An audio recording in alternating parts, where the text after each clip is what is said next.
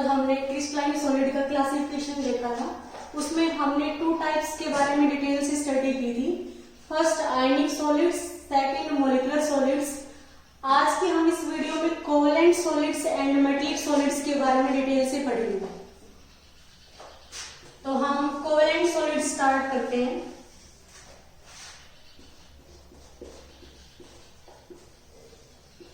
जो covalent solids है उसमें कंस्ट्रेंट एटम यहाँ पे क्या है, नॉन मेटल एटम। तो जो कंस्ट्रेंट पार्टिकल्स है हमारे कोवेलेंट सॉलिड्स में वो क्या है, बेसिकली नॉन मेटल एटम। और जो ये नॉन मेटल एटम है इनके बीच में जो बाइंडिंग फोर्स है वो हमारा यहाँ पे क्या है, कोवेलेंट बॉन्ड।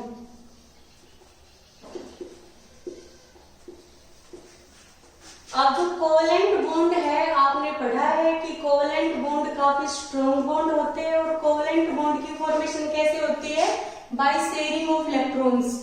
फॉर एग्जांपल जैसे हम CH4 का एग्जांपल पढ़ते हैं तो जो कार्बन है उसकी आउटर मोस्ट में कितने इलेक्ट्रॉन होते हैं, 4 इलेक्ट्रॉन्स होते हैं, क्योंकि कार्बन का एटॉमिक नंबर क्या है, 6 है। कार्बन की जो फर्स्ट शेल है उसमें 2 इलेक्ट्रॉन है और जो आउटर मोस्ट है इसमें 4 इलेक्ट्रॉन है। अब आपको ये पता है या तो ये 4 को लॉस करे या फिर 4 को गेन करे, तभी इसका क्या होगा, ऑक्टेट कंप्लीट होगा। यदि ये 4 को लॉस करता है तो इसका डुप्लेट कंप्लीट होगा, ये हीलियम गैस की कॉन्फ़िगरेशन को अचीव करेगा। और यदि ये 4 को गेन करता है तो ये नियोन गैस की कॉन्फ़िगरेशन को अचीव करेगा। तो हम क्या देखते हैं, किसी भी एटम के लिए 4 इलेक्ट्रॉन को लॉस करना और 4 को गेन करना इतना इजी नहीं है। तो जिस भी एटम के आउटर मोस्ट में 4 इलेक्ट्रॉन है वो क्या करेगा, शेयरिंग से कंपाउंड बनाएगा। और शेयरिंग से जो कंपाउंड बनेंगे उसको हम क्या कहेंगे, कोवेलेंट कंपाउंड्स। जैसे हम CH4 में देखते हैं, ये कार्बन है अपना 1 इलेक्ट्रॉन किसके साथ शेयर करेगा, 1 हाइड्रोजन के साथ। तो यहाँ पे एक बॉन्ड की फॉर्मेशन हो गई। ऐसे ही कार्बन अपना दूसरा इलेक्ट्रॉन किसके साथ शेयर करेगा, दूसरे हाइड्रोजन एटम के साथ। तो यहाँ पे सेकंड बॉन्ड की फॉर्मेशन हो गई। ऐसे ही कार्बन अपना तीसरा इलेक्ट्रॉन है, जो थर्ड इलेक्ट्रॉन है वो हाइड्रोजन के साथ शेयर करेगा, थर्ड हाइड्रोजन के साथ। तो ये तीसरे बॉन्ड की फॉर्मेशन हो गई। ऐसे ही कार्बन है अपना 4th इलेक्ट्रॉन है वो 4th हाइड्रोजन एटम के साथ शेयर करेगा। तो यहाँ पे ये क्या है, 4 कोवेलेंट बॉन्ड हो गए। अब शेयरिंग के बाद कार्बन के पास कितने इलेक्ट्रॉन्स हो गए, टोटल 8। कार्बन का ऑक्टेट कंप्लीट हो गया और सभी हाइड्रोजन का डुप्लेट कंप्लीट हो गया। तो आप क्या देखते हो, मेनली कार्बन कोवेलेंट कंपाउंड्स की फॉर्मेशन करता है। तो हम कोवेलेंट सॉलिड्स में कुछ एग्जांपल पढ़ेंगे, जैसे डायमंड का। आपको ये पता है कि डायमंड है वो किसकी एलोट्रोपिक फॉर्म है, कार्बन की। तो हम डायमंड में देखते हैं कि एक कार्बन है वो 4 कार्बन के साथ बॉन्ड की फॉर्मेशन करेगा। जो डायमंड के अंदर कार्बन का अरेंजमेंट है वो टेट्राहेड्रल अरेंजमेंट है। 1 carbon is bonded to 4 another carbon atom. Similarly ये कार्बन है, कितने कार्बन के साथ बॉन्ड की फॉर्मेशन करेगा, 4 कार्बन के साथ। तो इस तरह से ये अरेंजमेंट है, ये 3 डायमेंशन में रिपीट होता रहेगा। तो आप देख रहे हो कि डायमंड के अंदर एक कार्बन है वो 4 कार्बन के साथ कोवेलेंट बॉन्ड की फॉर्मेशन कर रहा है। तो किसी भी कार्बन के पास कोई भी फ्री इलेक्ट्रॉन्स नहीं है। जब फ्री इलेक्ट्रॉन्स यहाँ पे नहीं है तो इलेक्ट्रॉन्स का मूवमेंट भी नहीं होगा। और इसी वजह से क्या है कि जो हमारा डायमंड है वो इंसुलेटर है। और आप देख रहे हो कि डायमंड के अंदर जितने भी बॉन्ड है सारे क्या है, कोवेलेंट बॉन्ड है। और कोवेलेंट बॉन्ड क्या होते हैं, स्ट्रॉन्ग बॉन्ड होते हैं। इसी वजह से क्या होता है कि जो कोवेलेंट सॉलिड्स है वो हार्ड होते हैं और इंसुलेटर होते हैं, इलेक्ट्रिसिटी को कंडक्ट नहीं करते। जैसे आप डायमंड के अंदर देख रहे हो सभी कार्बन है वो 4 कार्बन के साथ कोवेलेंट बॉन्ड की फॉर्मेशन कर रहा है। किसी भी कार्बन के पास कोई फ्री इलेक्ट्रॉन्स नहीं है। और जब फ्री इलेक्ट्रॉन्स नहीं है तो मूवमेंट भी नहीं होगा।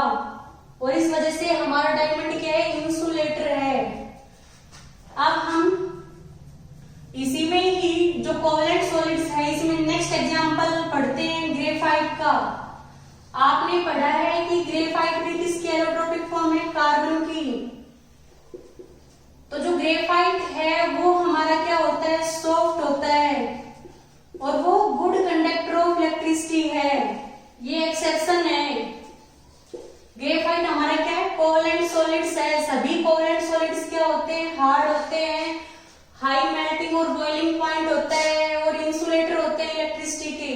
बट हमारा जो ग्रेफाइट है वो कोवलेंट सॉलिड्स है, बट वो क्या है, सॉफ्ट है और गुड कंडक्टर ऑफ इलेक्ट्रिसिटी है। इसके पीछे रीजन क्या है वो हमें देखना है। जो ग्रेफाइट है इसमें हम देखते हैं कि 1 कार्बन है वो 3 कार्बन के साथ बॉन्ड की फॉर्मेशन करेगा।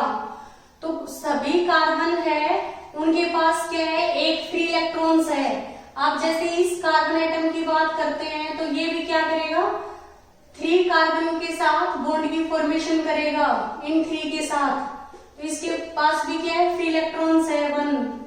अब ये कार्बन है ये भी क्या करेगा, 3 कार्बन के साथ बॉन्ड की फॉर्मेशन करेगा। तो इसके पास भी क्या है, फ्री इलेक्ट्रॉन्स है। अब ऐसे ही जो नेक्स्ट कार्बन है वो भी क्या करेगा, 3 कार्बन के साथ बॉन्ड की फॉर्मेशन करेगा। इसके पास भी क्या है, फ्री इलेक्ट्रॉन्स है।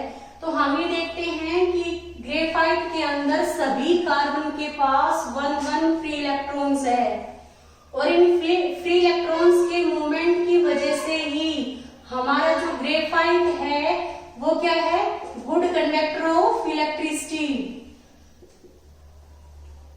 अब हम देखेंगे, हमने पढ़ा भी है कि ग्रेफाइट का जो स्ट्रक्चर है वो क्या होता है, लेयर्ड स्ट्रक्चर होता है। उसमें क्या है, आप ये देखते हो कि ग्रेफाइट में जो अरेंजमेंट होता है कार्बन्स का वो हमारा हेक्सागोनल अरेंजमेंट है।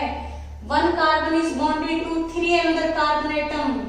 अब ऐसे ही ये तो एक लेयर हो गई ग्रेफाइट के अंदर कार्बन एटम्स की, ऐसे ही क्या होगी, सेकंड लेयर होगी।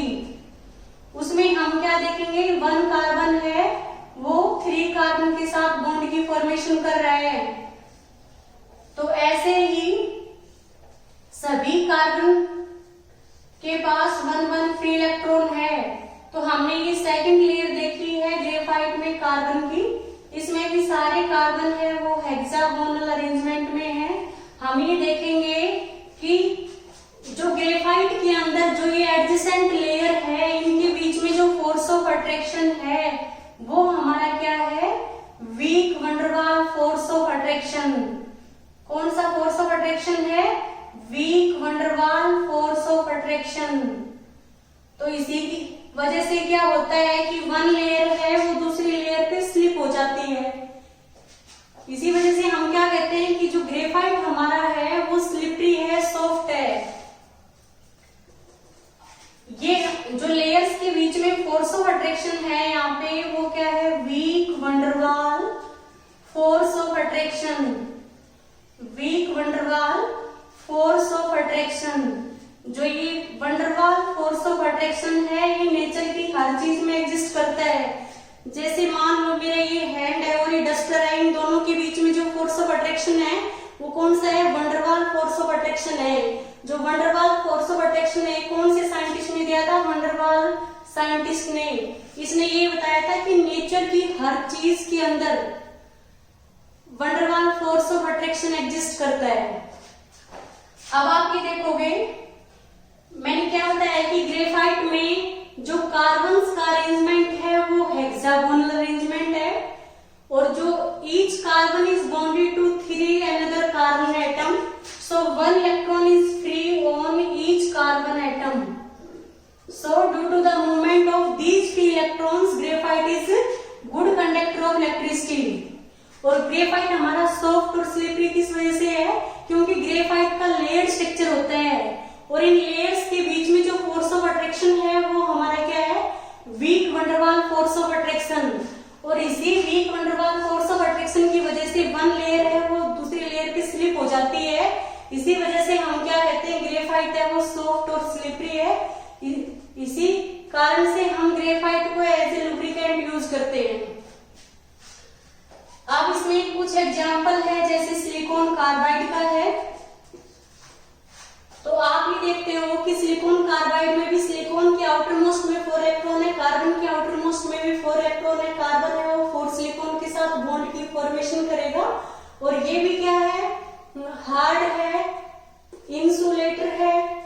इन सभी कोवलेंट सॉलिड्स का जो मेल्टिंग और बॉइलिंग पॉइंट होता है वो काफी हाई होता है, और हाई मेल्टिंग और बॉइलिंग पॉइंट किस वजह से है, due to strong covalent bond की वजह से। तो ये हमने डिटेल से कोवलेंट सॉलिड्स के बारे में पढ़ा है। अब हमारा जो लास्ट क्लासिफिकेशन है, जो लास्ट कैटेगरी है क्रिस्टलाइन सॉलिड्स की, हम उसके बारे में स्टडी करेंगे। और जो लास्ट कैटेगरी हमारी क्रिस्टलाइन सॉलिड्स की वो क्या है, मेटेलिक सॉलिड्स। Metallic solids. अब जो मेटेलिक सॉलिड्स है उसमें आपको पता होना चाहिए कि हमारे जो कंस्टिट्यूएंट पार्टिकल्स है वो यहाँ पे क्या है, पॉजिटिवली चार्ज मेटल आयंस, जिसको हम मेटल कर्नल्स कहते हैं, और फ्री इलेक्ट्रॉन्स। तो इसमें जो मेटेलिक सॉलिड्स में हमारे कंस्टिट्यूएंट पार्टिकल्स है वो क्या है, positively charge metal kernels and CO free electrons, या हम ये कह सकते हैं positively charge metal kernels dispersed in CO free electrons.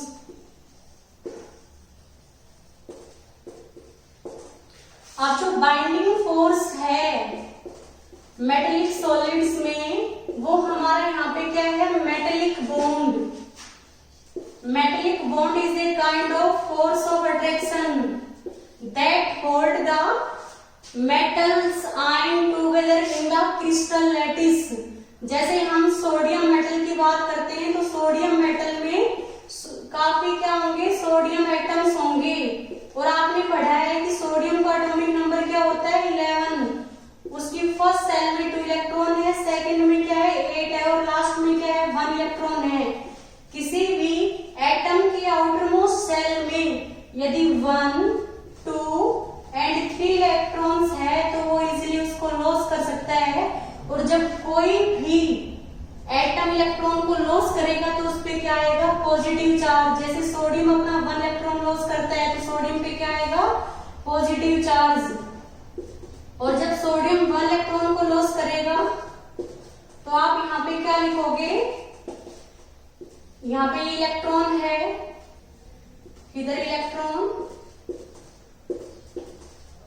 तो आप ये देख रहे हो इस सोडियम मेटल का जो क्रिस्टल लैटिस है इसके अंदर क्या है, positively charge sodium atom and free electrons. और जो एक पॉजिटिवली चार्ज मेटल आयंस है ये किसके बीच में डिस्पर्स्ड है, फ्री इलेक्ट्रॉन्स के बीच में। तो आप क्या देखोगे कि जो मेटेलिक सॉलिड्स है वो गुड कंडक्टर ऑफ इलेक्ट्रिसिटी है due to the movement of free electrons. तो सभी मेटल्स हमारी क्या होती है, good conductor of electricity due to the movement of free electrons. और जो मेटेलिक सॉलिड्स है उसमें जो फोर्स ऑफ अट्रैक्शन होता है वो हमारा क्या होता है, मेटेलिक बॉन्ड। मेटेलिक बॉन्ड क्या है, it is a kind of force of attraction that hold metal atoms together in the crystal lattice। जो मेटल एटम्स को क्रिस्टल लैटिस के अंदर होल्ड करके रखेगा वो फोर्स ऑफ अट्रैक्शन क्या है हमारे यहाँ पे, मेटेलिक बॉन्ड। अब हम इसकी कुछ कैरेक्टरिस्टिक के बारे में पढ़ेंगे। मेटेलिक सॉलिड्स की कैरेक्टरिस्टिक के बारे में आप छोटी क्लास में पढ़ते आए हो। इसमें आपने पढ़ा है कि मेटल्स क्या होती है, मेटल्स पजस लस्टर, मेटल्स में चमक होती है, मेटल्स आर डक्टाइल। डक्टाइल का मीन्स क्या है, metals can be converted into thin wires. और मेटल्स क्या होती है, सोनोरस, जब आप उसको स्ट्रक करते हो तो वो साउंड प्रोड्यूस करती है। और मेटल्स आर मेलिएबल। मेलिएबल का मीन्स क्या है, they can be beaten into thin sheets, आप उसको थिन शीट्स में कन्वर्ट कर सकते हो। और मेटल्स क्या है, good conductor of electricity due to the movement of free electrons. और मेटल्स का जो मेल्टिंग और बॉइलिंग पॉइंट है वो हाई है due to strong metallic bond. आज की हमने इस क्लास में कोवलेंट सॉलिड्स और मेटेलिक इसके बारे में पढ़ा है और लास्ट क्लास में हमने आयनिक सॉलिड्स और मॉलिक्यूलर सॉलिड्स के बारे में पढ़ा था। Thank you students.